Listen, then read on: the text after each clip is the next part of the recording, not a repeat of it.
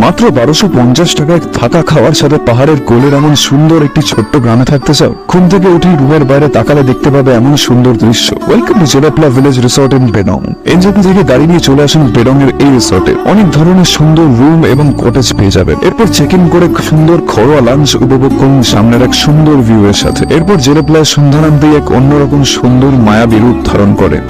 পেঁয়াজি মটন কাবাব খাবার শেষ করে সুন্দর পাহাড়ের করে বৃষ্টি এক্সপিরিয়েন্স করলাম। এরপর রাতে ক্যান্ডেল লাইট ডিনারে দেশি মুরগির ঝোল আর রুটি দিয়ে ডিনার সেরে নিলাম। প্রতিটা খাবারের স্বাদই খুবই সুন্দর। পরের দিন সকালে একটা গাড়ি বুক করে বেরিয়ে পড়লাম সাইট সিইং করতে। ঘুরে দেখলাম রিসপ, লাভা, কলাখান আর অসম্ভব সুন্দর একটি ওয়াটারফলস চাঙ্গে ফলস। এরপর হোটেলে ফিরে চিকেন কাবাবের সাথে স্ন্যাক্স সেরে নিলাম। তারপর রাতে ডিনারে রুটি আর মটন।